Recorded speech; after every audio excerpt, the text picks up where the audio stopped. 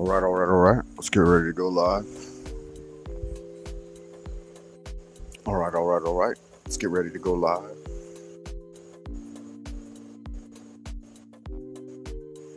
All right. Let's get ready to go live. Live in 5, Wayfarer, welcome back.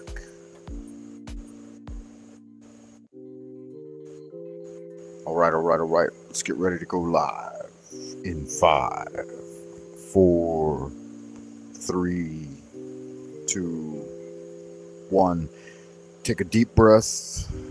Inhale. Hold for 3, 2, 1. Let it out and relax.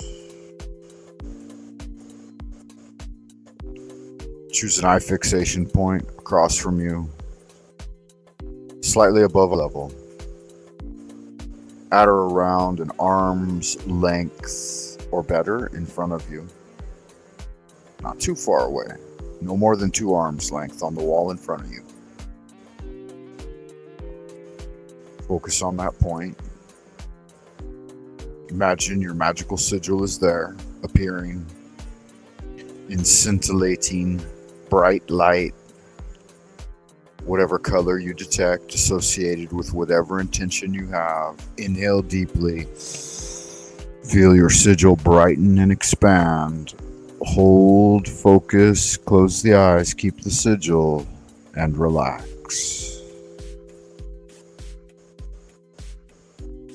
Continue natural rhythmic breathing to your diaphragm.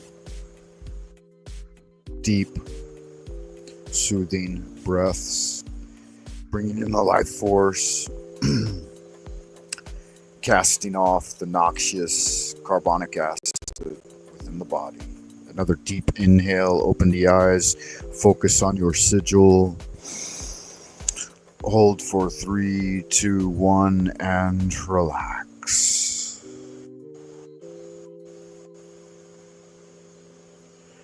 Welcome back, Wayfarer. Hope you are doing well. Today, wherever you are, whoever you are, and whenever you may be receiving this transmission, Frank Monday broadcasting to you from the central kingdom of the Celestial Dragon Twilight Zone, Old Peking, far behind the bamboo firewall. I hope you're doing well today, Wayfarer. I want to have a look at a little affirmation to get us started. See if I can't get my screen working correctly. Entire screen, it says. Wow, I wonder how truthful that is. Oh, I got to add it to the stage. Okay, I got to remove that one. Add that one. Does that work? Yeah, that works. All right, let's flip to the next page. Yeah, there we are. All right. So a quote from Sun Tzu. Sun Tzu, that's so funny. He's the guy that wrote the book of The Art of War, I believe. Yeah. But his name, it means something else in Chinese too. It's kind of a funny thing. He says, in the midst of chaos, there is also opportunity. I believe that's similar to the one we get for Ordo ab Chao in Latin, or order out of chaos. I got 3 short ones I want to think about here. So things get into chaotic situations, you can also seek out some opportunity.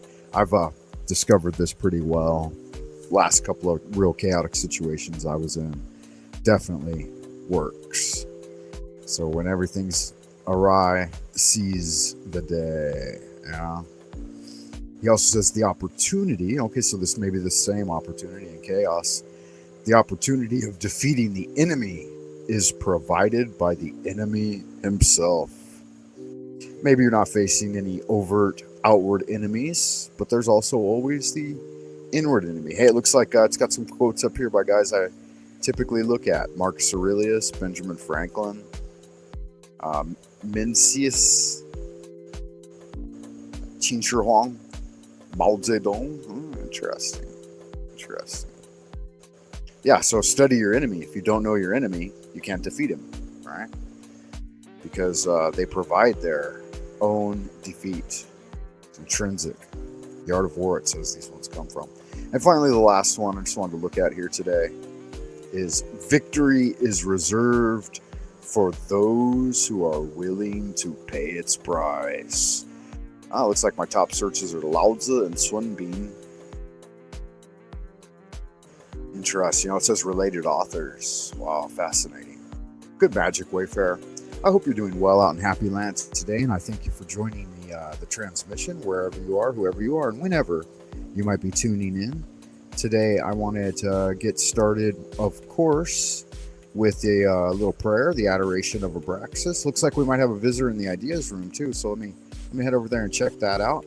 As we get started, remember, I am the Grand Wizard of the Esoteric Order of Dagon, Eastern Star Lodge, here in the Grand Orient, capital of Old Tartaria. Make sure to remember to hit the likes for YouTube to function correctly. Right? Keep them barking like Pavlov's dog. That's good magic. Make sure if you get the opportunity, Wayfarer, go over and check me out at www.buymeacoffee.com/Frank Monday. Put a little something in the tip jar. To keep the lead in my pencil. We're getting real close to 1,000 subs, guys. We're up like 870, I think. So only 130 to go, man. That's really good magic. Thanks for helping out the channel, everyone who has participated and helping me drive up the subs. It's very good magic.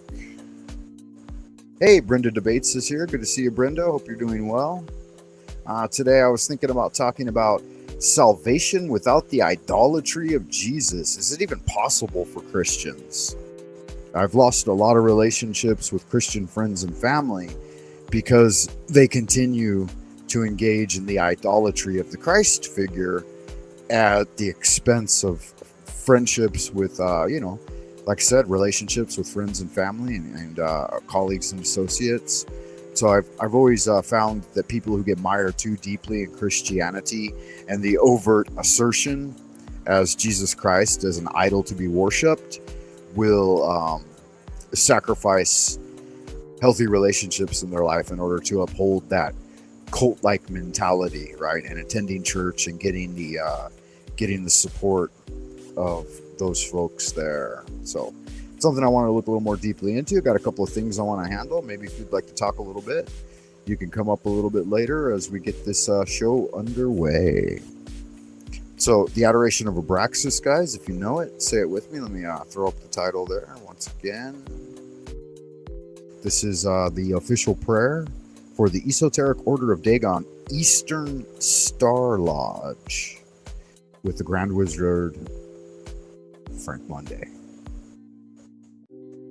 Take a deep breath. Hold it for 3, 2, 1. Relax. Holy art thou, Lord of the universe, the vast and the mighty one, creator of heaven and earth, maker of all things visible and invisible, master of both the light and the darkness, he who was, is, and shall be. We adore thee and we invoke thee. Send us one of your divine spiritual agents, our holy guardian angel, to protect and guide us through the innumerable snares of the earthly sphere and the cleansing wind, to disperse all negativity and endless human opinion. Teach us those secret things which we must know for the completion of the great work and the glory of thine ineffable name, Adonai. So it is commanded and confirmed. So mote it be. Amen.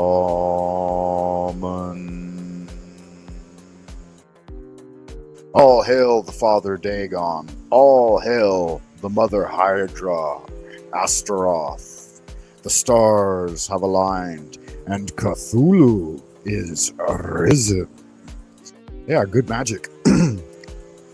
So, Wayfarer, remember, goodness alone is power.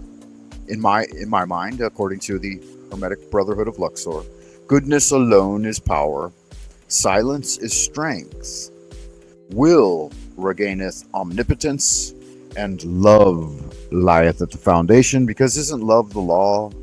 Love under will, right? Love is the law, love under will. So do what thou wilt shall be the whole of the law. And then you're doing good magic, man. If you're doing what thou wilt in the name of love, then I don't see how you could go wrong. I'm about to share with you guys a nice little, let me see if I can turn this music off. I don't know how this works. I just click it again, maybe? Yeah, okay, that worked. I think that turned it off. Yeah, good magic. I'm gonna share with you guys a little video I picked up from Dweller of the Dark. He just released it earlier this month on the 4th of July, a celebration for Grand Old America, right? The spirit of 1776. Freedom is alive in America, guys. Dweller of the Dark's an American young man who lives out there, and he makes music and does audio books, audio readings of famous horror stories from the past. Really good stuff. You guys can check out his channel and give him some support. Make sure you tell him Frank Monday sent you, please. I like people to know, you know, they heard about it somewhere else and other people are showing them support and adding their love to the creation and support and buoyancy of a small creator like Dweller of the Dark. So I'll go ahead and load that up, guys, and enjoy.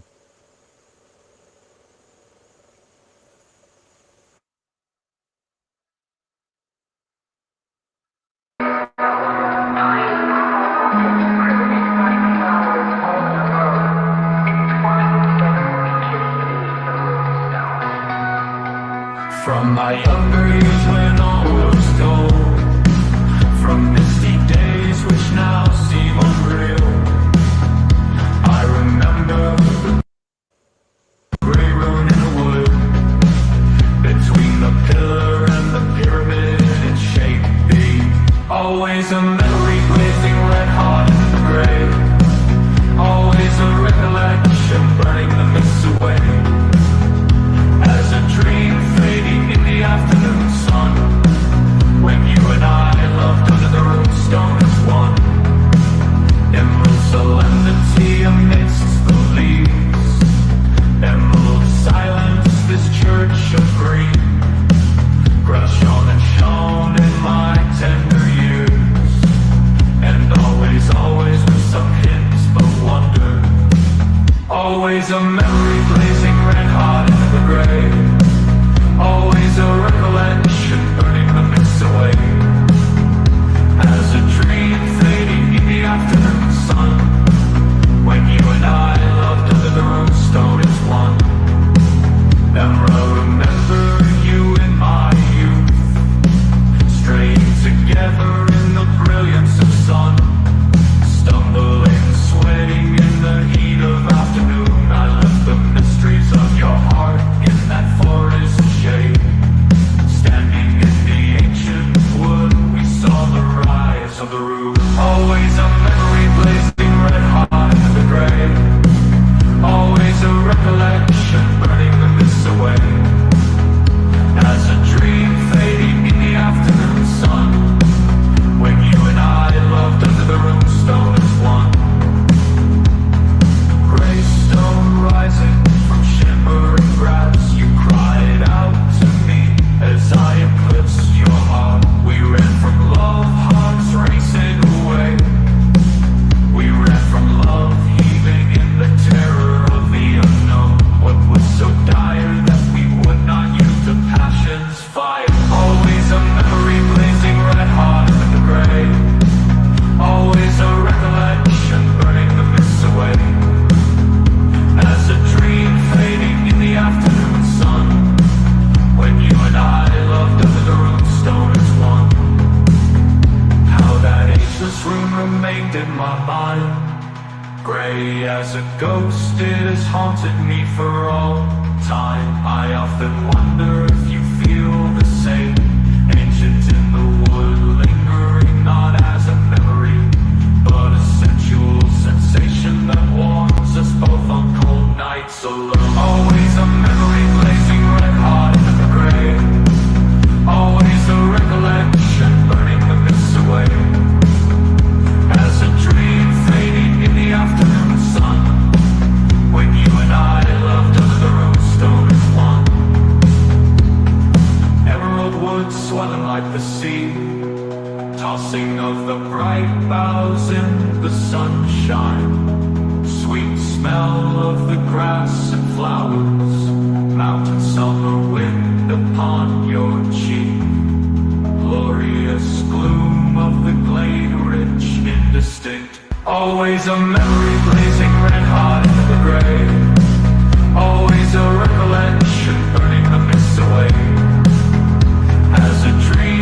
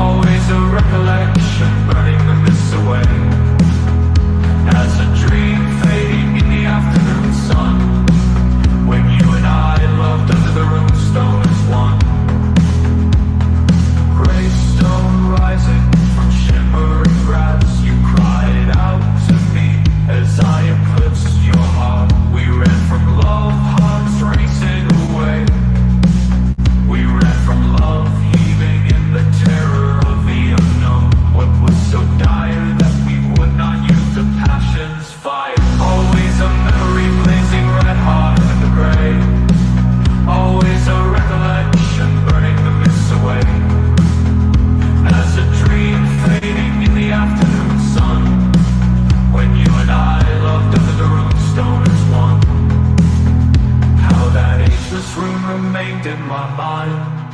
Grey as a ghost, it has haunted me for all time. I often wonder if you feel the same. Ancient in the wood, lingering not as a memory, but a sensual sensation that warms us both on cold nights alone. Always a memory blazing red hot in the grey. Always a recollection burning the mists away.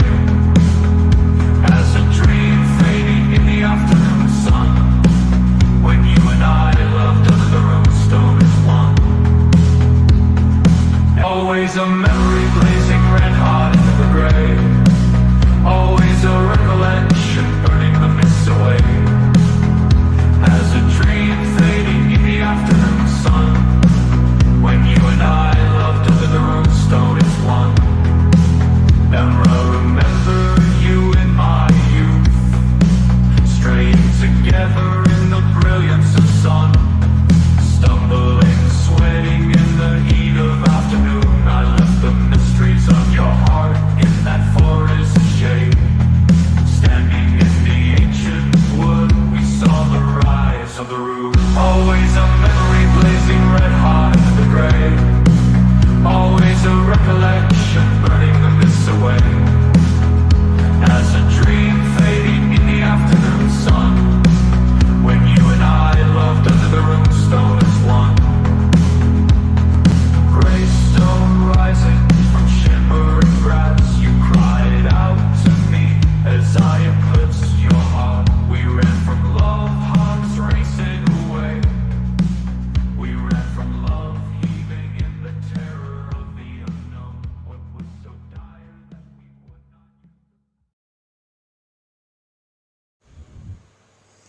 not. All right, lovely. That was Dweller of the Dark, everyone. He makes music and audio stories of horror and terror. Yeah, really good stuff, man. He reads all the old greats: Lovecraft, Blackwood, Block,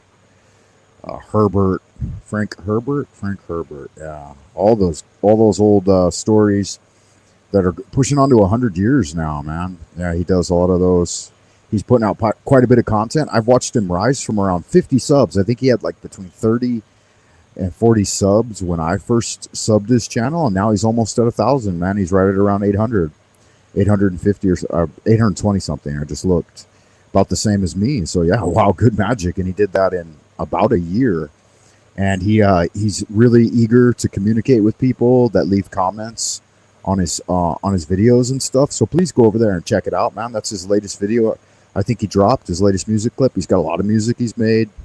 I think he uses some AI tools to help him, obviously, to make the visuals and the music itself, I believe. I think he writes the lyrics himself. They're pretty simple usually. They're based on all the old horror stories, and he usually just like he made an entire Lovecraftian album where he pulled from all of Lovecraft stories and made some really cool tracks with a lot of cool visuals. So yeah, guys, if you do go over there and you sub up on Dweller of the Dark, make sure you tell him Frank Monday sent you. I think it's important because I want him to know that I'm the one, offering support as well. I know there are other people now. The ship's gaining steam. It's gaining ground. There's wind in his sails, which is just awesome, right? And I think that a rising tide should lift all ships, right?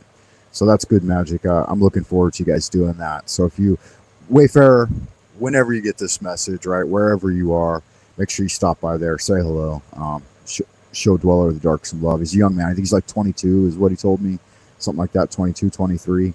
And yeah, it'd be fun to see a guy like him grow because he's really supporting the old literature that's now in the public domain. His readings are pretty good too. Yeah, I mean, it's started out pretty amateur. He's getting better. His voice is nice. He's got a nice, standard middle American canter. So good fun. I'd like to welcome everybody that's here today, that's tuning in. Good to see you, Wayfarers. Today I wanted to discuss the deeper meaning of a metaphorical interpretation of the story of Jesus Christ. So if that's your jam, yeah, stop by and say hello. Brenda's in the house. Good to see you again, Brenda. I hope you are doing well. Dr. D-Head, good man, good looking out from the Foundry over at Ironwork 92,000. Make sure you guys get over there and say hello to Vlad as well, Vlad the Blacksmith. He's not having a live stream right now, is he? Let me see. I like to double check, make sure I'm not stepping on anybody's toes. You guys know I do something a little different than everyone else, though. You know, I like to focus on magic and religion, the esoteric, the occult, something like that. I got a little bit of a different perspective, having been behind the bamboo firewall for close to 30 years now, here in Twilight Zone, Old Peking, Central Kingdom of the Celestial Dragon. Look, Dweller of the Dark already responded to my comment. He says, thank you, Wicked Sorcerer. Have a rare classic horror tale dropping tomorrow. Definitely will dedicate it to you and our ever-growing legion. Wow, how nice. What a thing, man. Yeah, what a cool thing, man. I like it when people get support and we're able to offer that support to them. So that's super important, guys, I think. Dr. D-Head, you always got a lot of pithy comments there in the various chat rooms I see you on. I don't think I've ever seen you up on panel, Dr. D-Head. If you do like to panel up, man, why don't you come up today and discuss these ideas with me? That would be freaking awesome, bro. Alone is in the house. Good to see you. Good looking out, brother, sister, whatever the case may be, and everyone listening, right? Wizard, Warrior, Wanderer, Wayfarer, and Wildcat alike. Roy, is that? No, that's Ray. Ray Beers is here. Good to see you, Ray Beer. What's going on? He says, you are what you do, not what you say you'll do. Okay, yeah, well, you know, try to always do what you say and only say what you know you can live up to. That sounds like some Aristotelian logic there. So good magic, good looking out. Ray Beers. Sounds a little bit, what's the word I'm looking for? A little bit antagonistic, but you know, to each his own. It is what it is. I'm doing good magic, so yeah, that means I'm good magic, right? Dr. D-Head is back with a sunken ship is the one that can't be risen by the tide. Well, you know what I always like to say, all hail the Father Dagon, all hail the Mother Hydra, Astaroth. The stars have aligned, and Cthulhu is risen. Oh, that's a Carl Jung quote? Okay, good magic. I appreciate that, Ray Bears. Carl Jung, yeah, he's just... A lot of his stuff was quoting what other people said, and then he brought it forward and tried to couch it in the language of psychology, which is really good. I can appreciate someone who does that kind of good magic. Another Wayfarer that worked in the vein of Carl Jung and the old school boys of psychology was Israel Regardi. I don't know if you guys know him or not, but we'll jump back over here real quick to this page. And if anybody would like to join me on panel today, just give me a little shout out in the chat room and I'll drop the link. I'm not going to drop it till you ask for it, so we'll do it that way. Is this the right one? No, that's the wrong one. Eesh. Oh, that's the definition of magic. Okay, yeah, so we're looking at magic, guys. And this is the art and meaning of magic. That should be magic with a K, because we're not talking about stage magic, right? We're not talking about Harry Potter fantasy. We're talking about the reality of ceremonial and ritual magic, and even chaos magic, right? Any kind of magician that you are. As I say, Israel Regardi goes on to say, they knew of the existence of their psychic armoring. He's talking about the shamans of old, right? Guys like Moses and Christ, Jesus Christ. You know, Jesus Christ was a magician, in my opinion. That's how he did his magic. That's how he did miracles with powerful angelic magic, right? And knew it only too well. All their methods were directed to mobilizing all the forces of the individual, reinforcing his will and imagination to the end that he could overcome himself to realize his kinship, his identity, and unity with the conscious self. Yeah, what a thing, right? What a wonderful, did I get these correctly focused in? Yeah, it looks like I did. Okay, good magic. So I will jump back over here and check to see, make sure I close that when I do so, to see how everyone's doing out in Happy Land. I will check the, I appreciate that, Ray. Man, that's good magic. Thank you for that. Guys, follow suit like Ray here and get in there and get it done, man. Hit the likes. You guys want to talk about buttered sausage? What is it? I don't like it. Get it out of my face. I don't like buttered sausage. It's not my jam. And I don't buy jam. I buy honey. And I kiss it on the lips. All right? So hit those likes, man. Don't be a buttered sausage head. Get in there and hit the likes, guys. I can appreciate that. Mad love. Mad love to you, Ray Bears. Ray Beers. Not bears. What did the brown bear goes into a bar in Boston and orders a beer, and the bartender says to him, beers to brown bears in bars in Boston. And he says, well, why not? And he says, we just don't do it. And he says, okay, what do you think if I eat this woman sitting over here, this beautiful woman? And he says, to what you like, man. We don't serve beers to brown bears in bars in Boston. And so the bear eats the woman. And he goes back up to the bartender. He says, now will you give me a beer? You know, a vicious snarl on his face. And he says, no, now I'm even less likely to give you a beer. I told you, we don't serve beers to brown bears in bars in Boston. And he says, and especially not now, because that's the barbiturate. You're on drugs. God, I butchered that one, man. That was the barbiturate. Fuck. Anyway, so the bear's on drugs now. And he's not going to get a beer in a bar in Boston. Brown bears don't get beers in bars in Boston. That's a fact, man. Hope you guys remember that. That was some of the funniest jokes I remember from my childhood were told to me by U.S. Marine Corps guys. My dad was a Navy officer, and it seemed like he always had, like, young Marine Corps recruits hanging out and doing stuff for him. And yeah, so that was kind of funny. I grew up getting bullied by these young Marine Corps guys showing up, and they taught me a lot of shit though too, man.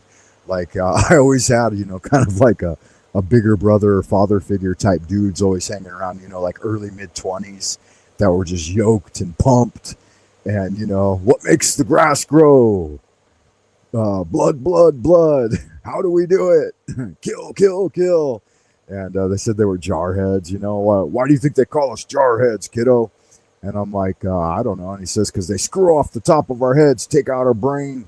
Uncle Sam takes out the brain, washes it, and sticks it back in. And I never understood anything they told me when I was a little kid until like a decade later. It took me like a decade to figure out what the fuck these guys were talking about. And but they taught me how to ride motorcycles, how to shoot a rifle, how to do like basic low-level explosive detonation, and they always would steal my money whenever I had any money. And one of them taught me to drive his 4x4. He had a 4x4 Toyota, and he took me out and showed me how to drive it in the park. And I think I was like 9 years old, and I learned how to drive a stick shift. So definitely a different world, guys. They taught me how to load M60 belt-fed machine gun, and told me why it was called giving someone the whole 9 yards, because the bullets would come in a steel like magazine case, I guess the ammo box or whatever, and you'd clip it on the side of the rifle and feed in the thing. It was so cool, man. Just so cool growing up that way.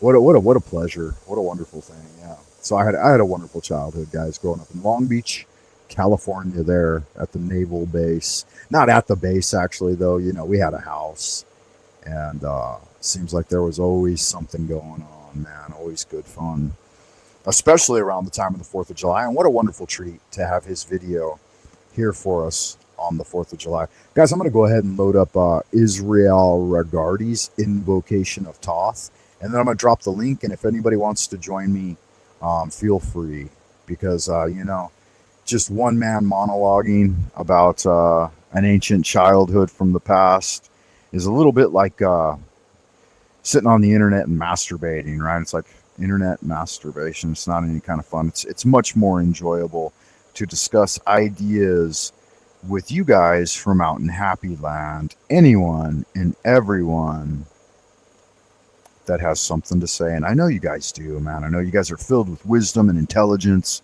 and wisecracks and all kinds of good stuff that just make the world go. Well, the world doesn't go anywhere, but make the sun and the moon go round. How about that?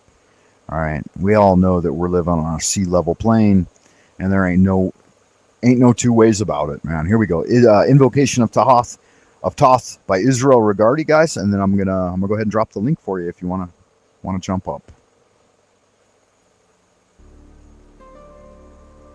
Is that working? No, it's not working. I gotta remove that one. Sorry guys. Let me figure this shit out. I'm acting like a newbie here on the internet. Maybe I am. Where's that? There it is. Good looking man. Looks a lot like me, huh? Another Jewish brother from another mother. Here we go, guys.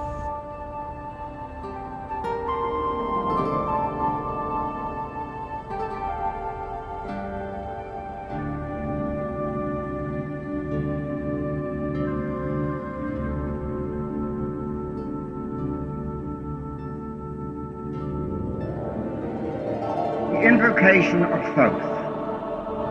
Procul, O procul esti profani, lasti ompeda.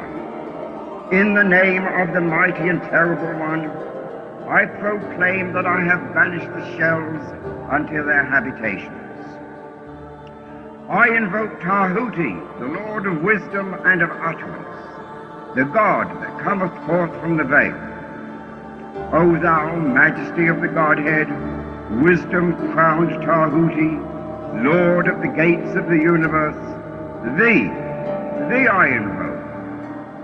O thou of the ibis head, thee I invoke. Thou who wieldest the wand of double power, thee I invoke. Thou who bearest in thy left hand the rose and cross of light and life, thee I invoke. Thou whose head is as an emerald, and thy nemes as the night sky blue, thee I invoke. Thou whose skin is of flaming orange as though it burned in a furnace, thee I invoke. Behold, I am yesterday, today, and the brother of tomorrow. I am born again and again. Mine is the unseen force whereof the gods are sprung, which is as life unto the dwellers in the watchtowers of the universe. I am the charioteer of the east, lord of the past and of the future. I see by mine own inward light, Lord of resurrection, who cometh forth from the dust, and my birth is from the house of death. O ye two divine hawks upon your pinnacles, who keep watch over the universe, ye who accompany the bier to the house of rest, who pilot the ship of wrong, ever advancing onwards the heights of heaven, Lord of the shrine which standeth in the center of the earth. Behold, he is in me, and I in him. Mine is the radiance wherein Ptah floateth over the firmament. I travel upon high. I tread upon the firmament of new. I raise that flashing flame with the lightning of mine eye, ever rushing on in the splendor of the daily glorified Ra, giving my life to the dwellers of earth. If I say, come up upon the mountains, the celestial waters shall flow at my word. For I am Ra incarnate, Heph-Ra, created in the flesh. I am the eidolon of my father Tamu, Lord of the city of the sun. The God who commands is in my mouth. The God of wisdom is in my heart.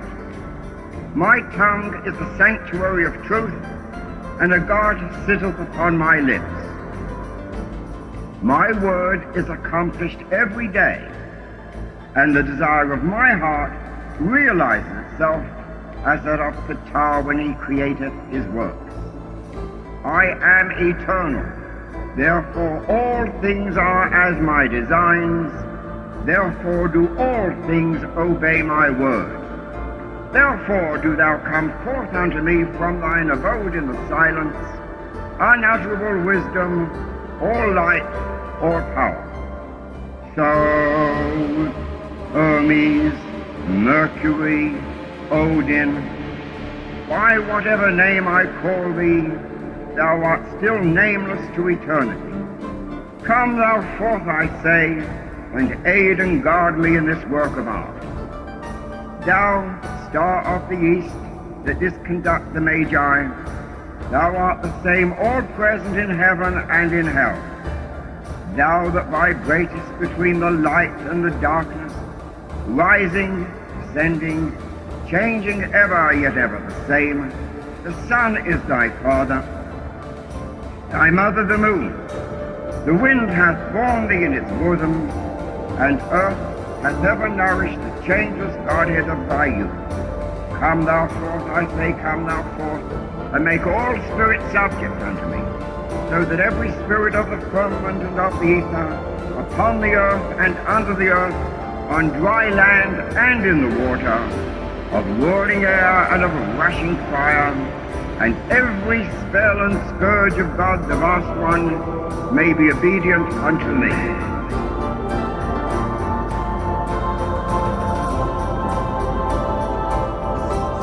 All right, good magic, man. That was delightful. I really enjoy the old Israel Regardi readings. Some of my favorites. I try to imitate his voice and give you the best Israel Regardi impression I can. Guys, the link's in the chat if you want to join. The show probably won't go more than an hour or so unless someone jumps up on panel with me, because I come here for fellowship and communion, not just to spend time yapping at myself. But you know, it is what it is. So we talked about the psychic armoring of these methods of reinforcing, right, as it says, mobilizing all forces of the individual to reinforce the will and imagination, to the end that we can overcome ourselves and realize their kinship, identity, and unity with our unconscious self and the superconscious, God, the divine spark, all of that. What these methods were, I hope to describe in some detail in these pages. Some of them may appear irrational to us. They certainly are irrational, but that is no argument for rejecting them outright. A great part of life itself is irrational, or appears to be, right? And it definitely, yeah. But it is incumbent upon us to accept life in all its aspects, rational and irrational as well. One of the very earliest things a psychoanalytical patient learns is this one fact, that he has at least two sides to his nature. And Carl Jung, he presented us with the fourfold nature, right? Like a tetragrammaton. Yod, He, Vav, He, Ani, Yahava. All right, so you have the plasma side, the direct conscious awareness. He says a rational and irrational side, but we have the anime, the shadow, the psyche, and the self. So I think I would identify the self, I guess, mostly with the plasma charge, right? The Yud, fire. Together, they comprise a single discrete self, his personality. If he denies the validity or existence of either one of them, he does violence to himself and must suffer accordingly. Both of these two factors must be permitted to exist side by side, the one affecting the other. In this way, the individual grows intellectually, emotionally, and spiritually, and all his ways will prosper. With denial, nothing but trouble, neurosis, and disease can follow. There you go. So integrating the fourfold nature, right? The four heads of the god, the Jovian god, into one's overall total personality. It's an important thing to do, because you do have the four Kabbalistic elements within you: fire, water, air, and earth. And as a result, being created in the image of your Father God, you have you are as well a tetrahedron, right? A tetragrammaton, a trapezohedron, the shining trapezohedron in its grotesquely arrayed aromatic wooden box. Can you smell the cinnabar burning in the brazier, neophyte? That's dank shit right there, man. Chew slowly. It's the good stuff. This better not be Stygian or Haka. This better not be Haka. Would I sell Haka to a slayer such as you? It's Stygian, the good stuff. Where did we get to? These irrational processes were instituted of old as the technique of magic with a K, of course. Guys, keep in mind, we should have updated this magical spelling to include the K. Right? That way it's got that differentiating sense. Comprise the use of invocation or prayer. Holy art thou, Lord of the universe. Or the use of imagination in formulating images and symbols, right? We do that at the start of every show. Imagine, at arm's length in front of you, an eye fixation point slightly above eye level, the image or symbol of your intended magical result. Take a deep breath and see that sigil or symbol, scintillating bright light increasing as you inhale. Hold for 3, 2, 1. Relax, close the eyes, continue to imagine your sigil, and exhale.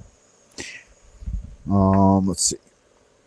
I shouldn't have interrupted myself midway in that sentence. Employing the religious sense to awaken ecstasy and an intensity of feeling, of rates of breathing that would alter the accustomed neuroplasticity of the mind, neuropsychological patterns, and so render more permeable the barrier within the mind itself, right?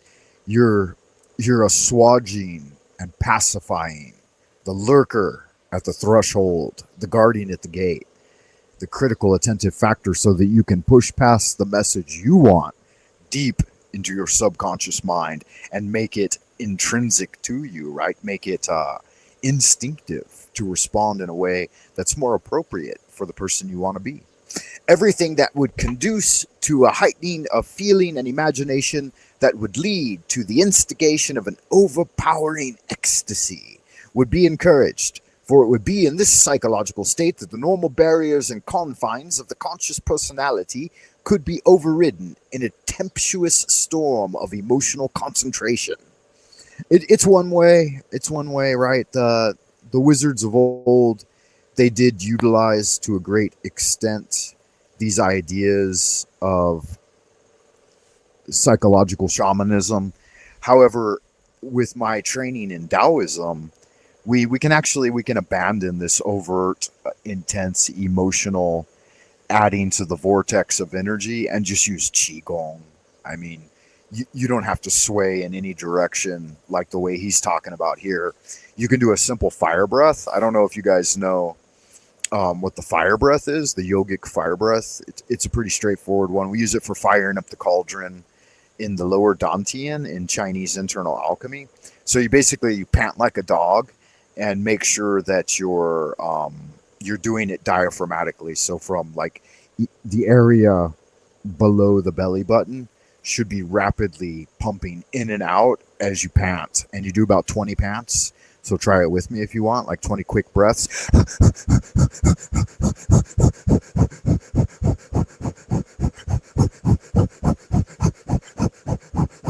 And then on the last one, you blow out all the air and then inhale slowly and deeply through the nose. And then hold it for as long as you can until absolute, complete bliss overcomes you.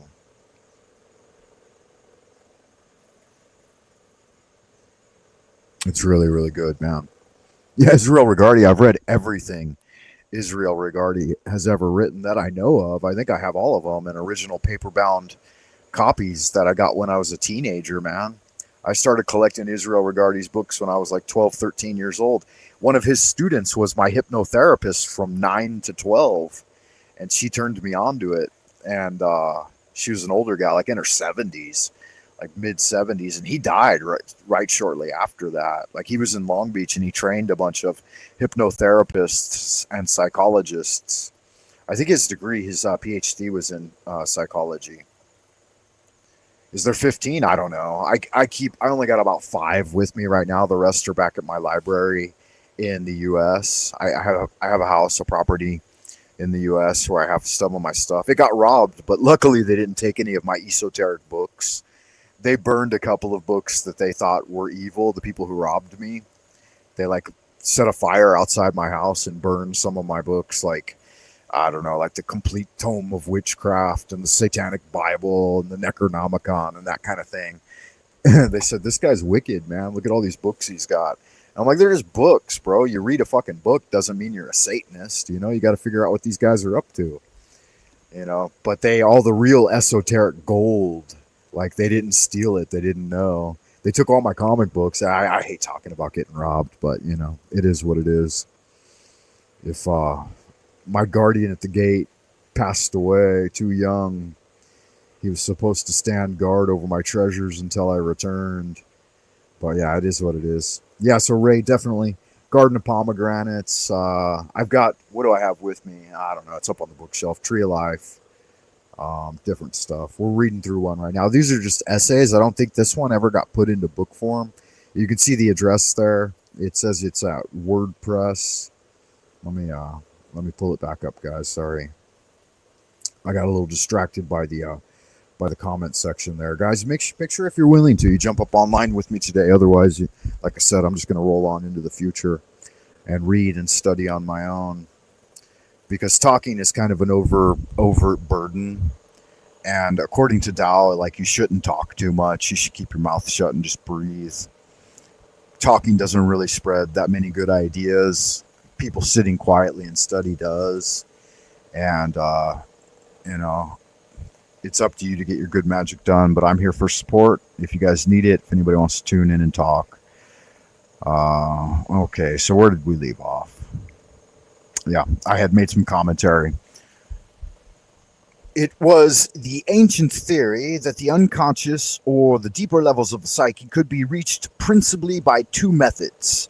These were intense concentration and intensity of emotion. Yeah, so I would prefer the former as opposed to the latter.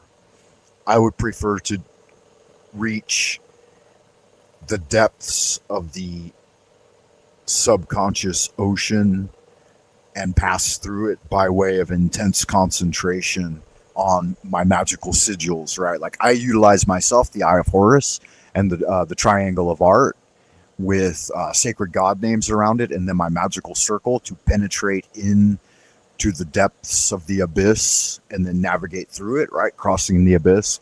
But it's up to you. You know, you can utilize whatever method you feel appropriate. If it's intensity of emotions, I don't recommend drug use. Some people do that path, but most of the gains done while using noxious herbs and stuff, or, you know, mushrooms or any type of synthetic way other than like just breathing and intense concentration they're false gains. They don't really make brain change. Like, they don't make permanent brain change. Well, they might, but it just usually leads to delusion, fantasy, and derangement.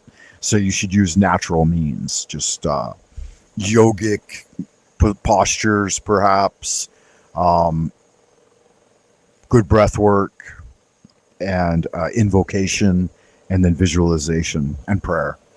The former is extremely difficult of achievement. Yeah, it is. It is. The former is extremely difficult. It's the more difficult of the two. Certainly, there are methods whereby the mind itself may be trained so to concentrate that eventually a funnel, as it were, is created by the mind, through which suggestions can be poured into the unconscious to work their way out in the various ways desired. But such methods are for the very few. Only the most elite magicians.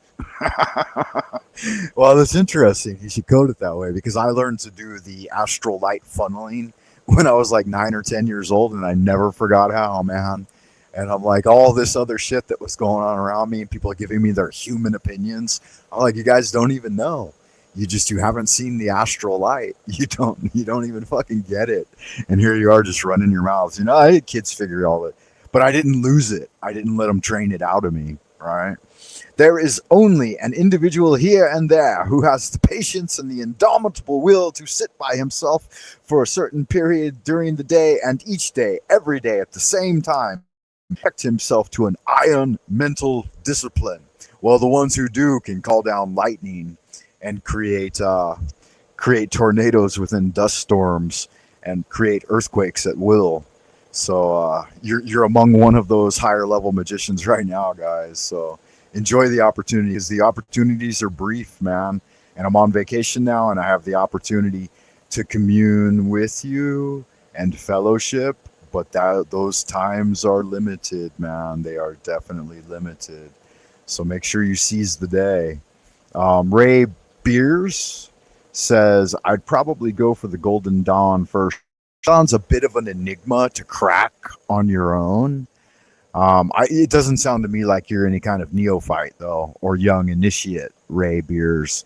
It sounds like you've already done your homework and you know what's going on. Either that or, I don't know, you're searching the internet and just pulling names up. Are you already a ceremonial magician or a practitioner of some form of magic with a K? I'd like to know, man. I'd be interested to know. Before I pontificate and gloat too much over all the peasant. Let's take a quick 2 to 3 minute break, guys.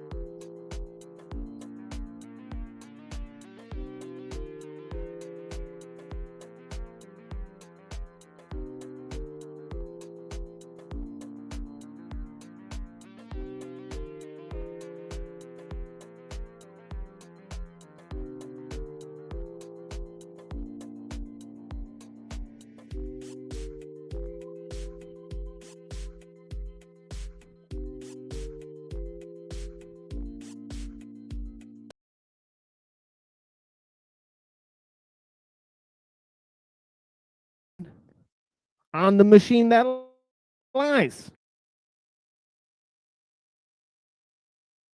Basically, on the stream, the machine lies. We're taking a very critical look at technology. So the reason we're doing that is because we're looking at the medium that is used to communicate, right, and transmit information, right? We don't think that any form of mediation is neutral, right? But it's laden with values. And so I think that the well has been polluted by technology. So obviously we take a critical look at technology, right? Okay, we're looking at different concepts in relation to technology, right? In terms of philosophy, right? And in terms of religion. Now, that is one of the main purposes of the show, is that we really look at where technology and religion, science, and spirituality, where those things intersect, right? Because there's a crisis of the modern world in which there's a majority of the modern world is religious people. Their mindset is secular, and the means they employ are secular. We're living in a post-liberal, post-human, post-geological age, right? So we're talking about the death of liberalism, the rise of the world technological system. Now, we do think that, okay, there's a considerable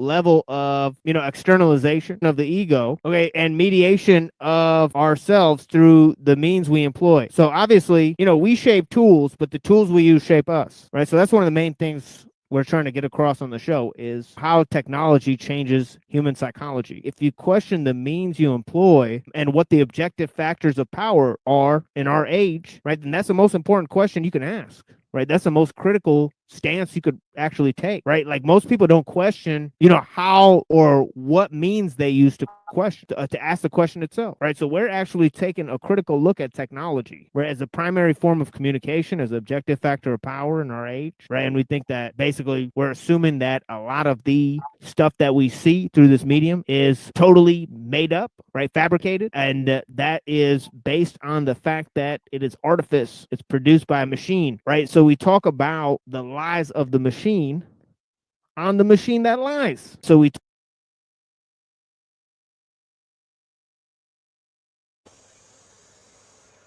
All right, all right, all right. Yeah, that's good magic right there. I can appreciate that. That was Kong over at the Machine Lies. You guys can search for his channel and join him over there each, I don't know, maybe like 4 times a week or something. He goes live for, 8 to 10 hours and reads all of the old greats from all different kinds of ranges of philosophy, esotericism, the occult, and a really, really good show, guys. I listen to it routinely, but I don't have as much time to either chime in or participate usually because, as some of you may know, I work at a boarding school, we call it the academy, right? And so I teach at the high school level, 11th and 12th grade, and teach literature, just a regular old English teacher, guys.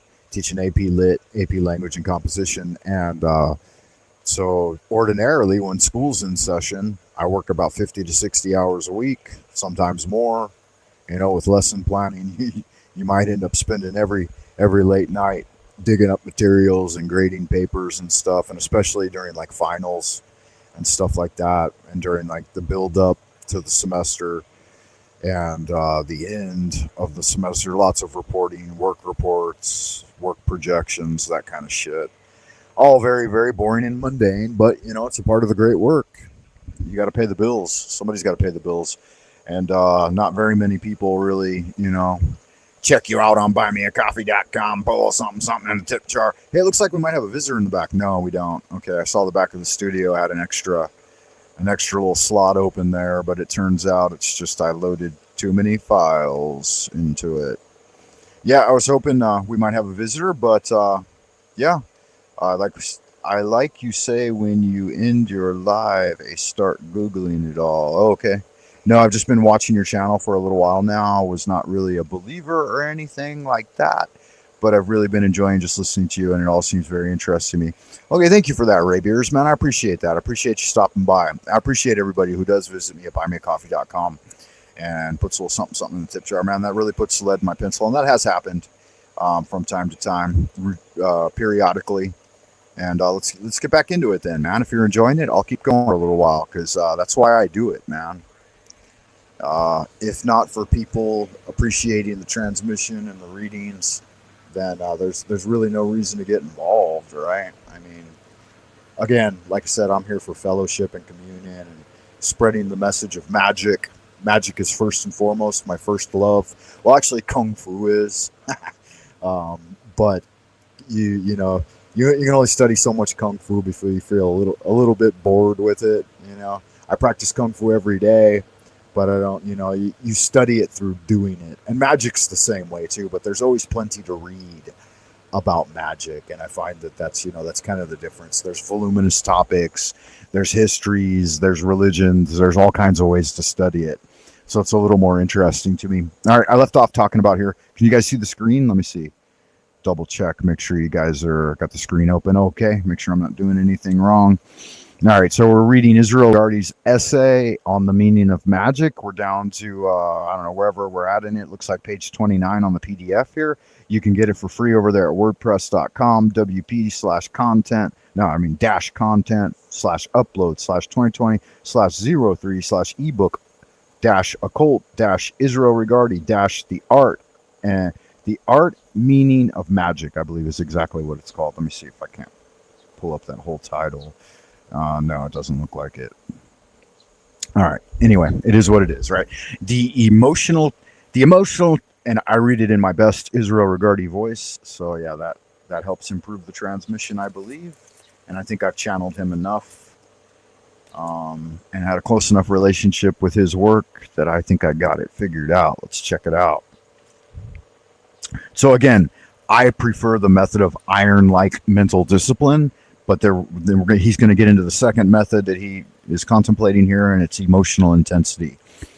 The emotional intensity, while not easy to cultivate, at least is more within the bounds and possibilities of achievement than is the other.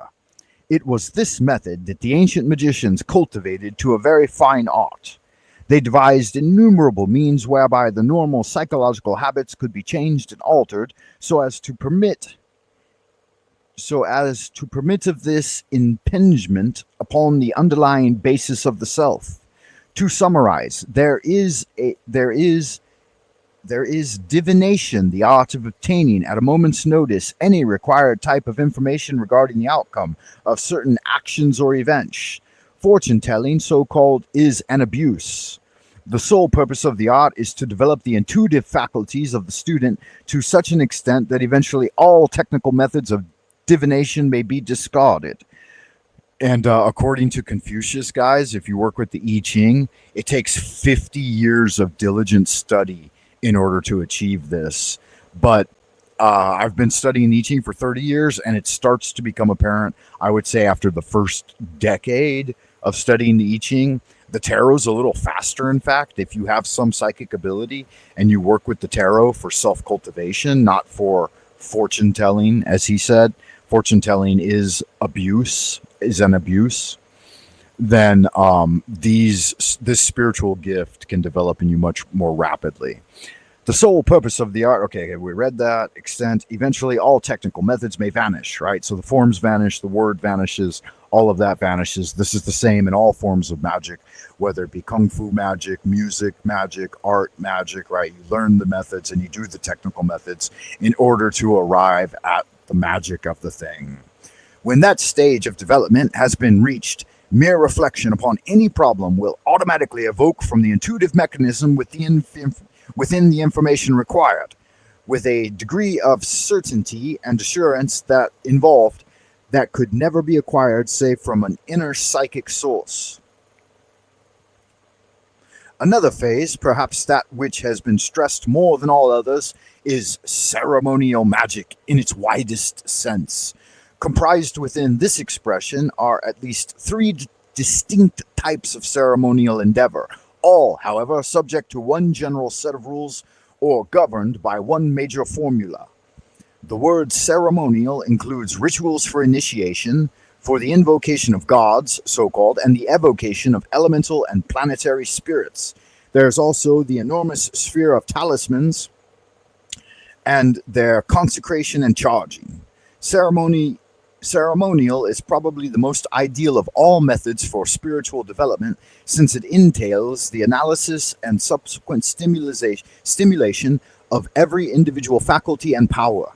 It results are genius and spiritual illumination, but personal aptitude is so potent a factor in this matter, as well as in divination, that although the word art may be applied to cover their operation, it would be unjust to magic to denominate it a science. Okay, so Aleister Crowley again, if we review, he in his Equinox said that magic is the science and art of causing change to occur in the neuropsychological plasticity of your mind in conformity with your will, right? Gives a good example here, gives a postulate, so on and so forth. You can read that in your own time. Let me see, where can you find that? You can find that on deliriumsrealm.com/Crowley Magic. So good magic there. Nice little concise. I believe that comes from Liber 777. No, I'm wrong. It comes from Liber Abba, Book 4. Nice. Modern magic is one place you might want to start, guys.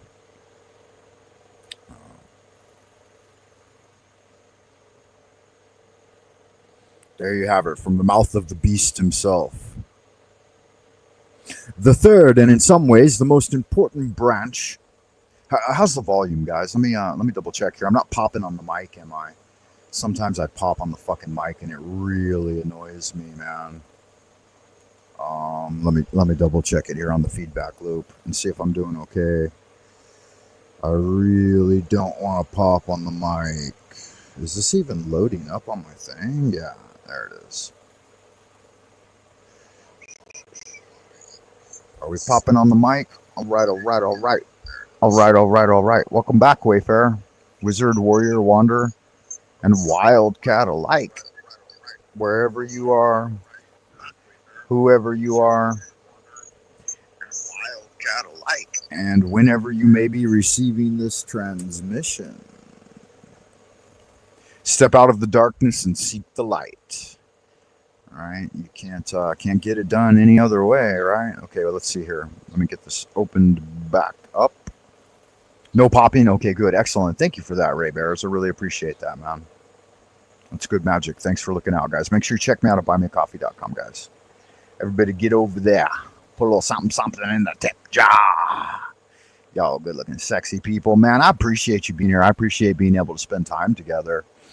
I mean, in such a chaotic, high-paced world where everyone's seeking like constant stimulation. I saw a really good song by a young man from a few years ago. You guys probably all already saw it. It's about the internet and stuff.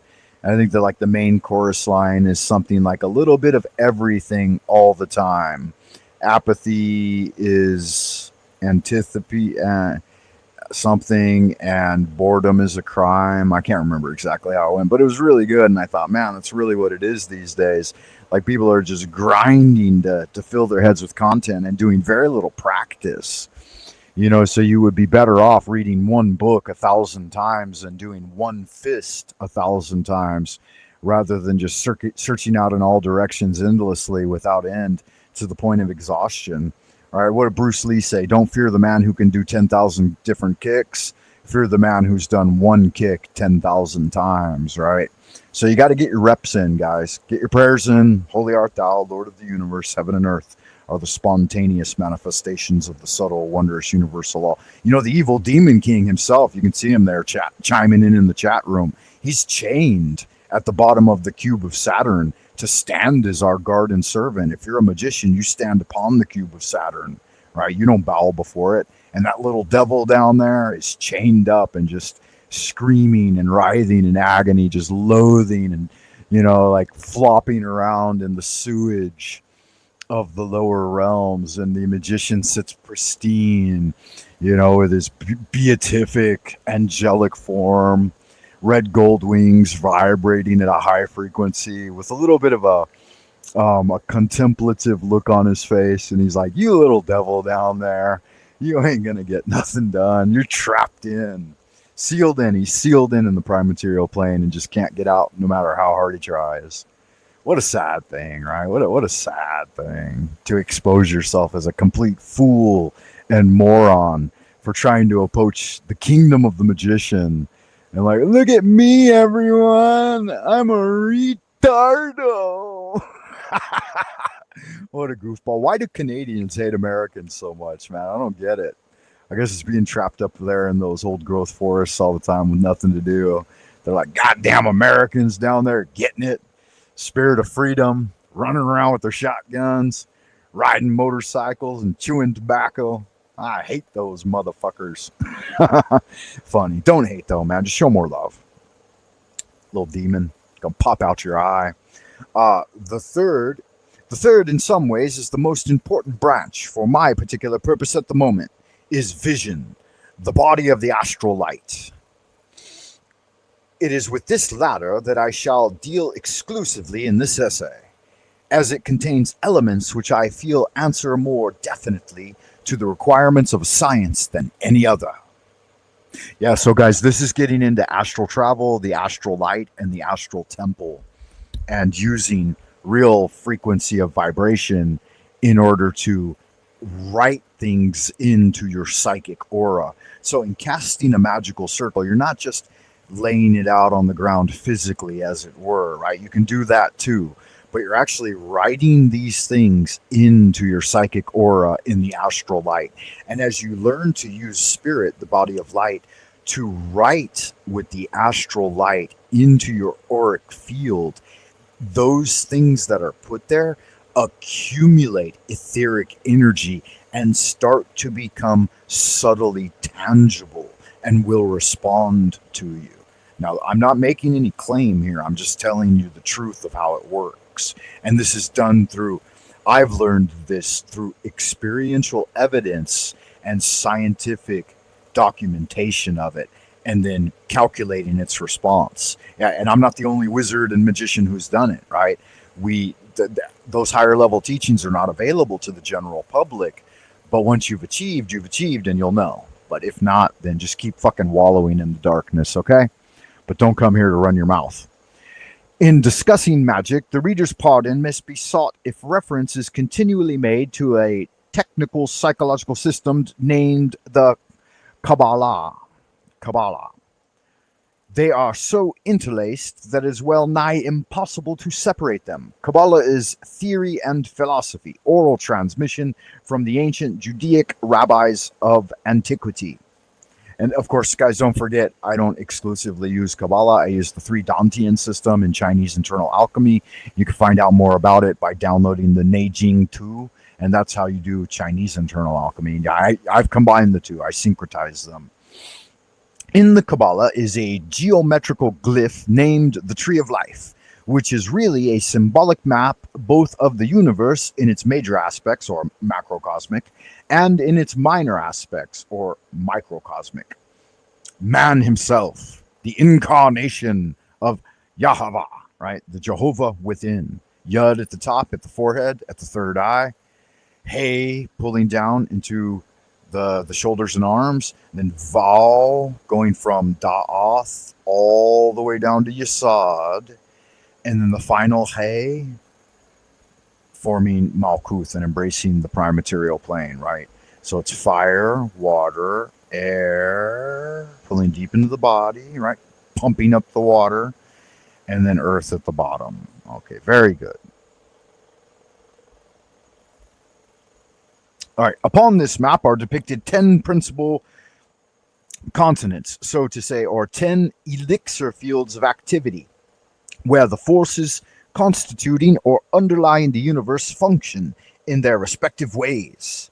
In man, these are analyzable into 10 facets of consciousness, 10 modes of spiritual activity. These are called the Sephiros.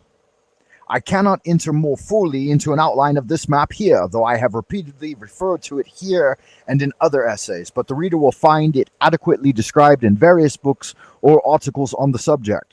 2 books that he later wrote. This is prior to, I believe these documents are prior to him writing both The Tree of Life and The Garden of Pomegranates. So pick those up if you haven't already and begin your study of The Tree of Life. And remember, we use the Kabbalah of wizardry.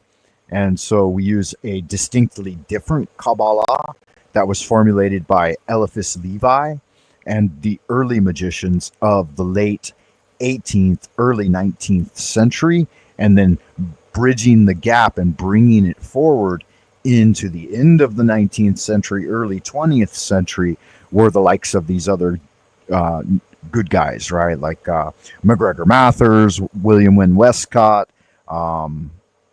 Arthur Edward Wyatt, Aleister Crowley, Israel Regardie, et al., right? Let me see, where did I leave off? And then more recently, if you want a really good, wonderful Kabbalah of wizardry, pick up Poke Runyon's book of Solomonic Magic. That gives a wonderful tale of the Canaanite mythology and Sumerian, I believe, and integrates the story of King Solomon into the use of the Kabbalah of wizardry with, is he using the Phoenician alphabet or the Greek alphabet? I believe he's using the Phoenician alphabet, but I still prefer to use the Hebrew alphabet because I was raised like non-Orthodox Jew, heterodox really, but I learned the Hebrew alphabet when I was a kid, and so I've always found magical power in it. But you can use whatever you like. You can use Chinese, you can use your own native language, you know, whether that be Latin or some Germanic offshoot.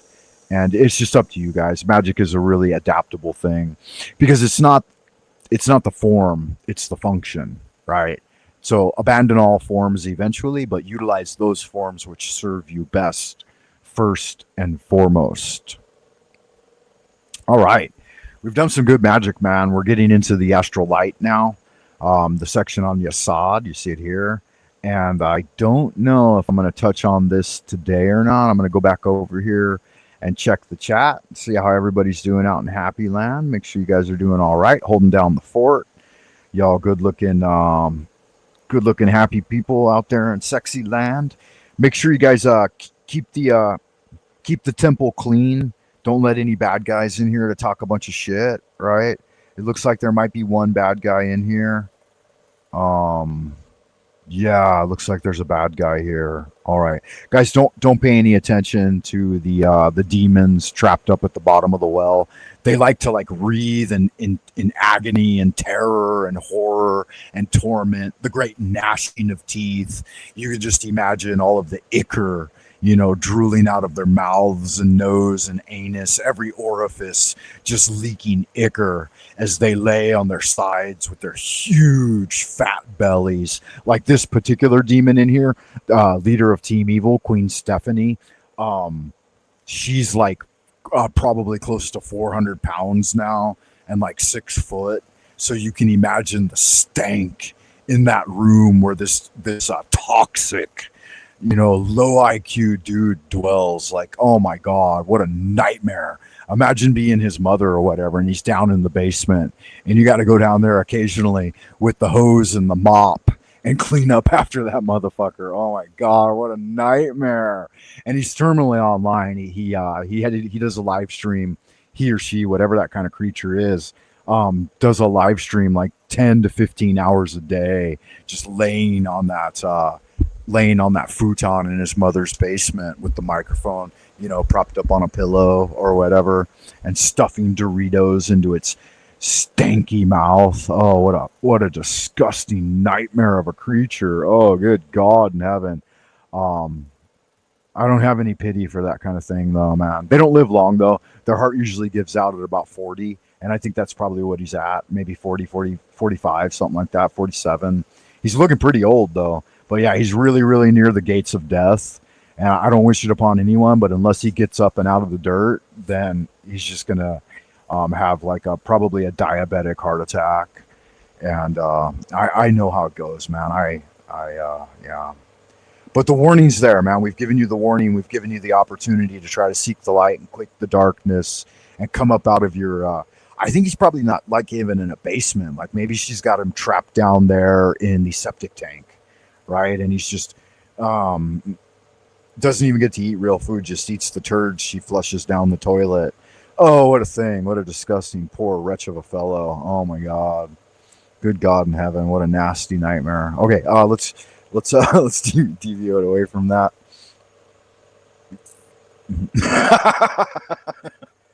Good man, Dr. D. Dr. D calling it like he sees it, right? No, he's not an American. He's a Canadian. He visited America once and lived with a prostitute in LA for a while. And so he claims to be an American, but that living with a prostitute in Long Beach for a couple of weeks doesn't make you an American, Dr. D head. It just makes you a crackhead. Or not, I mean, what does that say? Insolvency mechanic. Yeah. Thank you for that comment, Dr. D head. Deranged, gibberish, irredeemably a retardo. Yeah. Sorry, guys. Hello, it's Queen Stephanie, leader of Team Evil. Yeah, so funny. Okay, anyway, it's entertaining, but it's of zero value. So we'll continue with the transmission, guys. I have dropped the link if you guys want to come up and say hi. I'll drop it one final time as we approach the middle of the second hour here. Don't know how much longer I can endure this hilarity and entertainment, but I am having fun with some really good folks out there in the chat today. Dr. D-Head's tuning in, so that's good magic. And Ray Beers, and anyone who may listen to this later that could benefit from it. Anybody else who's visited. abalone, all one is what that says. Okay, I get it now. You got to break it up sometimes. Anybody else stop by this afternoon? This meeting and Brenda debates. Yeah, good looking out, everyone. Appreciate it. Make sure you check me out on buymeacoffee.com. Let's go ahead and take a 2 to 3 minute break. I thought I had a nice little video loaded up here for you guys, but it looks like I somehow dropped it out of the studio. That's okay. We'll just jump back in here and search it out. Where'd it go? Where'd it go? Where'd it go? Where'd it go? Where'd it go? Where'd it go? All right. Oh, I wish I could play that one, man. But you always get like a copyright strike. And I don't want to get too many of those, even though I don't think the ones who are like decent, they don't like actually like strike your channel. They just, you know, if the channel ever has any monetization, then they'll get paid for their section, which is fine. I mean, that's fine and dandy. But you got to be careful too, because sometimes they'll strike you and like take the video down, which is no kind of fun. All right, let's go with this one. I think this one is in the public domain. We shall see. We'll take a little 2 to 3 minute sesh here. Here we go. We all come from the goddess, and to her we shall return like a drop of rain flowing to the ocean. We all come from the goddess, and to her we shall return like a drop of rain flowing to the ocean. Hoof and horn, all that die shall be reborn. Corn and grain, all that fall shall rise again. We all come from the goddess, and to her we shall return like a drop of rain flowing to the ocean.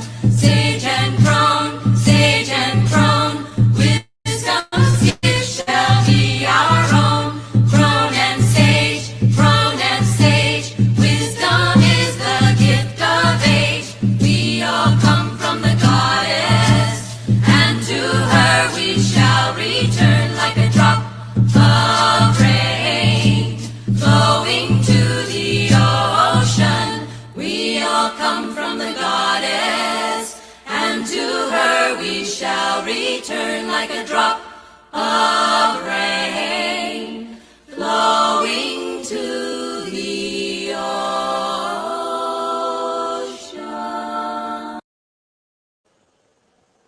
Yeah, that's good magic. I like that a lot. We'll do that one more time, guys. I gotta check some messages here in the background. Just some work done. It also has a masculine part that goes, "We all come from the Godhead, and to him we shall return like a spark of flame, rising to the heavens. Hoof and horn, all that dies shall be reborn. Corn and grain, all that falls shall rise again. We all come from the one God, and to him we shall return like a ray of light, shining in the darkest night. Sage and crone, wisdom's gift shall be its own. Crone and sage, wisdom is the gift of age. We all come from the Godhead, and to him we shall return. Yeah, it's good magic, man. Let's hear it one more time on the feminine side. Baby, sing it.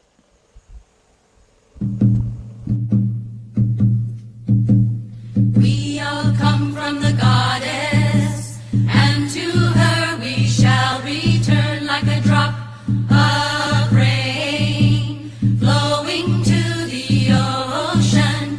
We all come from the goddess, and to her we shall return like a drop of rain flowing to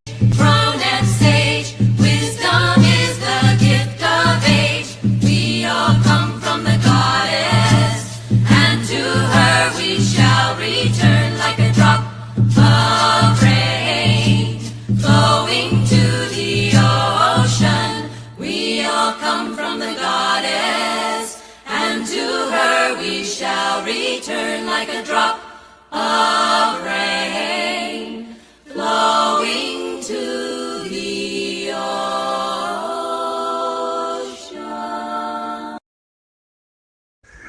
All right. Yeah, once again, good magic, man. I can really appreciate that, guys. We're at the middle of the second hour, so we'll go ahead and do the old channel update one time, so everybody knows where they're at, what's going on. Make sure I remove that from the chat box, and then get in here and click the old buttons. That makes shit happen. Grand Wizard of the Esoteric Order of Dagon, Eastern Star Lodge, Frater Francis Lunas Aristeus of the OTA, coming at you once again like Finnegan. If you've got a yen to expand the old Ken, then let's go ahead and get Zen, right? Because as they say, that was Zen, and this is Tao. Welcome back, Wayfarer, wherever you are, whoever you are, and whenever you may be receiving this transmission. Guys, make sure you hit the like buttons for the YouTube algobots. Keep them barking like Pavlov's dog. And if you get a chance, please go over and check me out at www.buymeacoffee.com/Frank Monday. And while you're over there, remember, O Neophyte, goodness alone is power, silence is strength.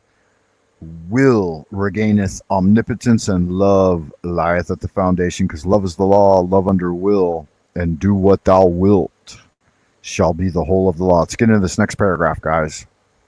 And then I think we'll call it a day after this one, guys, because not a lot of folks are tuning in to jam with me. And like I said, I can only spend about an hour on the internet if it's just me holding down the fort, and without any kind of side kick or co-host. It's just talking into the void, man. But it is good to see you guys out there in the chat, and thank you for spending time with me today, and thank you for stopping by. And I do remind you to please hit the like button, subscribe. It would be helpful too if you left a comment on the video and like talk a little bit about what we talked about, tell me a little bit about yourself, and that way we can continue to communicate and have conversation well into the future about the same topic and building on those topics, right? So let's go ahead and get into it. This is Israel Regadi. Now consider with me that a special sephira, or subtle aspect of the universe, called by the Kabbalists Yasad. Translated as the sphere of the foundation, it is part of the astral light, an omniform plane of magnetic, electric, and ubiquitous substance, interpenetrating and underlying the whole of the visible, perceptible world. It acts as a more or less permanent mold whereupon the physical world is constructed. Its own activity and constant change ensuring the stability of this world as a compensating factor. In this world function the dynamics of feeling, desire, and emotion, and just as the activities of this physical world are engineered through the modalities of heat and cold, compression and diffusion, etc., so in the astral are operative, attraction and repulsion, love and hate. Another of its functions is to exist as the memory of nature, wherein lies the book of life. All right. The book of life actually can like lower down in from the celestial realm, and you can view a single page at a time at critical moments in life, but it's pretty rare, and you got to be a decently well-initiated magician in order to do that. But you can reach it from Yasad. But you would definitely, that type of revelation would come down from Tifereth, right? And it would be the function of the supernal triad that allows that. You have to earn it. Another of its functions is to exist as the memory of nature. Okay, I read that, sorry. Phenomena of the universe from time immemorial to the present day and into the future, right? Continues to record the Akashic light. The 19th century magus Eliphas Levi has written on this astral light that there exists an agent which is natural and divine, material and spiritual, a universal plastic mediator, a common receptacle of the vibrations of motion and the images of forms, a fluid and a force, which may be called in some way the imagination of nature. And again, he registers that the conviction that it is the mysterious force whose equilibrium is social life, progress, civilization, and whose disturbances is anarchy, revolution, barbarism, from whose chaos a new equilibrium at length evolves. The cosmos of a new order abkeo, when another dove has brooded over the blackened and disturbed waters of the deep. Let me see how much more we've got left in this chapter, guys. See if I want to go any further into it. Wow, that's quite a bit, man, quite a bit. See if we can maybe do one more paragraph, man, for today. Yeah, because I think this next paragraph will give some commentary about the previous paragraph from Israel Regardi, and it doesn't look like it's too long, but it is going to require me double checking the temple to make sure that there's no miscreants out there causing chaos in my chat room, the old ideas room, where I do look for ideas.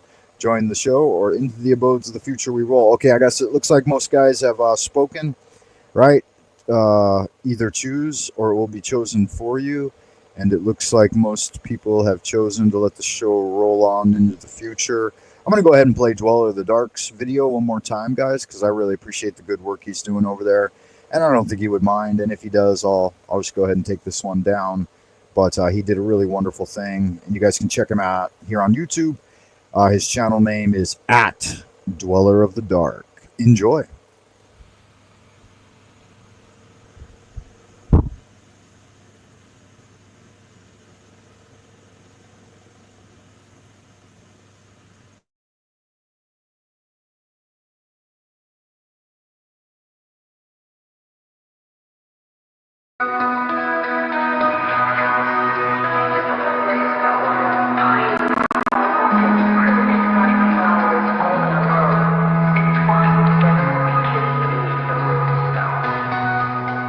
From my younger age when all was gold, from misty days which now seem unreal, I remember the grey room in the wood, between the pillar and the pyramid in shape B. Always a memory blazing red hot in the grave, always a recollection burning the mists away, as a dream fading in the afternoon sun, when you and I loved under the runestone as one. Emerald solemnity amidst the leaves, emerald silence, this church of green, grass shone and shone in my tender years.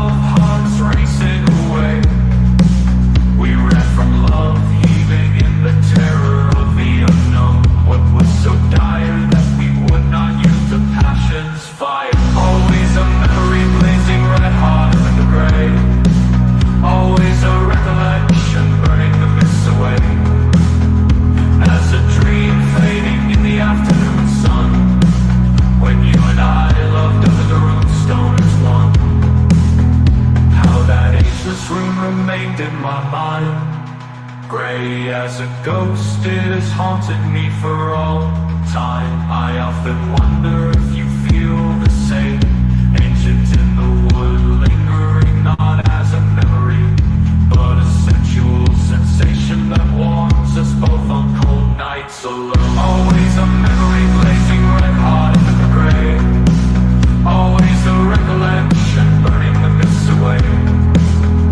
As a dream fading in the afternoon sun, when you and I loved under the runestone as one. Emerald woods swelling like the sea, tossing of the bright boughs in the sunshine. Sweet smell of the grass and flowers, mountain summer wind upon your cheek. Glorious gloom of the glade, rich, indistinct. Always a memory blazing red hot into the grey. Always a recollection burning the mists away. As a dream fading in the afternoon sun, when you and I loved under the runestone as one. And I remember you in my youth, straying together in the brilliance of sun, stumbling, sweating in the heat of afternoon. I left the mysteries of your heart in that forest shade. Standing in the ancient wood, we saw the rise of the roof. Always a memory blazing red hot in the grey. Always a recollection burning the mists away.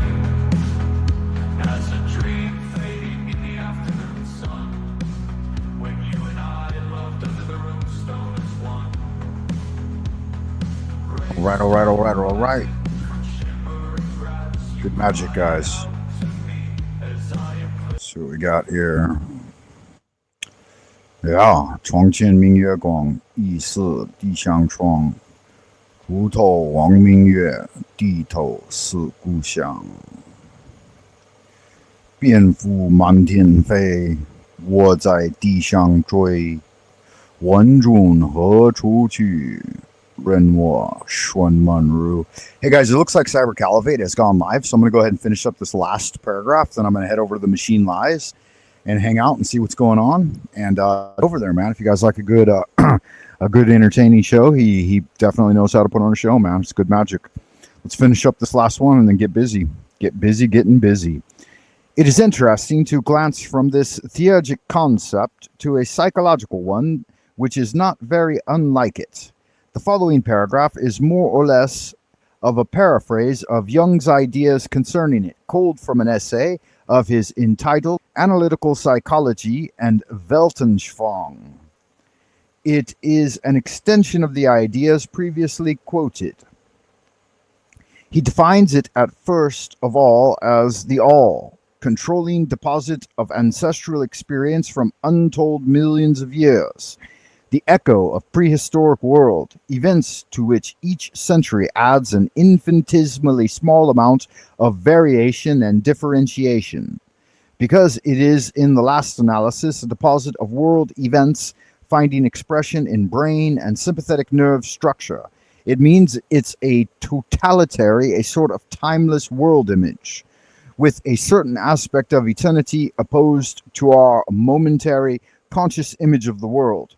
It has an energy peculiar to itself, independent of consciousness, by means of which effects are produced in the psyche that influence us all the more powerfully from the dark regions within. These influences remain invisible to anyone who has failed to subject the transient world image to adequate criticism, and who is therefore still hidden from himself. That the world has not only an outer but inner aspect. That it is not only outwardly visible, but also acts powerfully upon us in a timeless present, from the deepest and most subjective hinterland of the psyche. This Jung holds to be a form of knowledge which, regardless of the fact that it is an ancient wisdom, deserves to be evaluated as a new factor in forming a philosophical worldview. I suggest, then, that what magicians imply by the astral light is identical, in the last resort, with the collective unconscious of modern psychology. By means of the traditional theurgic technique, it is possible to contact consciously this plane, the experience its life and influence, converse with its elemental and angelic inhabitants, so-called, and return here to normal consciousness with complete awareness and memory of that experience. Though this naturally requires training, but so does every department of science. Intensive preparation is demanded to fit one for critical observation, to provide one with the particular scientific alphabet required for its study, and to acquaint one with the researches of one's predecessors in that realm. No less should be expected of magic. Though all too often miracles are expected without due preparation. Anyone with even the slightest visual imagination may be so trained as to handle in but a short while the elementary magical technique, by which one is able to explore the subtler aspects of life and the universe, to transcend this polychromatic world of colored dust, to gain admittance to the loftier realms, the invisible college, the celestial realm, the timeless homeland, of soul and spirit, is quite another matter. One calling for other faculties and other powers, particularly a fiery devotion and an intense aspiration to the highest communication and conversation with your holy guardian angel. And that is going to finish us off today, guys. A really nice place to stop. So I'm going to go ahead and answer the question that I presented here at the start of the transmission. Is salvation without the idolatry of Jesus even possible for Christians? And honestly, I don't know the answer to this, guys. If you are a Christian and you did tuned in, I hope you learned a little something more, a little more broad about the astral light and magic, which is what actually Jesus was engaged in. And don't just grovel on your knees in the dirt forever. You know, you can lift your head up to the angelic choir and receive a direct communication for yourself. You don't always have to be lost in the darkness, Wayfarer. You can quit the darkness and seek the light. I like to do that, and I was hoping today somebody might come by and we could, meet on the level and part on the square, but it is what it is. I've handled this show by myself for near 2 hours now, and I'll just remind you guys, please head over to buymeacoffee.com/Frank Monday, pull something in the tip jar if you want me to keep doing shows like this, and hopefully we can facilitate that and make that happen. I'm going to go ahead and finish off today's transmission, guys, with the integration, the invocation of total integration. If you know it, say it with me. If you don't know it, learn it, right? And let's see, where is it here? Where is it? There it is. There. Good magic. All right, guys. So thank you for stopping by. I appreciate anyone who did come by and hit the like button and said hello. And much love to all of you guys for that. So thank you for that. And keep doing good magic. You may take a deep breath. Imagine your sigil before you. Keep it there. Gently close the eyes. Exhale and invoke. Heaven and earth are the spontaneous manifestations of the subtle, wondrous universal law. As the original oneness expresses itself, gross and subtle energies become distinctly divided. Our bodily caves are brightly illuminated by the mysterious light from the three sources, our three Dantian elixir fields leading to spiritual immortality. The powerful spirits of the 8 directions conjoin one's being with the true origin of life. By the absolute order of the divine Ling Bao in the highest 9th heaven, send the positive energies of Qianluo, Danna, Dunkan, and Taishuan to destroy our spiritual obstacles and debilitate any evil influences. This order is given by the highest sovereignty. It is a jade oracle from the subtle origin. I invoke with strong sincerity to drive away the demons and evils and lengthen my healthy years. The attained spirits respond. The evil demon king Mo Wong is chained to stand as my God and servant. The powerful atmosphere has been generated, dispersing all negativity. The Chi of Tao is everlasting. So it is commanded and confirmed. So mote it be. Amen. O Wayfarer, invoke often and inflame yourself with prayer. Remember, those who know do not speak, and those who speak truly do not know. Goodness alone is power. Silence is strength. Will regaineth omnipotence, and love lieth at the foundation. All ye need do ask, and you shall receive. Seek, and ye shall find. Knock, and it will be opened unto you. All the doors of the temple will fly wide open at your approach, Wayfarer. Check me out on buymeacoffee.com/Frank Money. A little something, something in the tip jar at Astra per Aspera. Until next time, carpe diem and do good magic. Bye for now, everyone.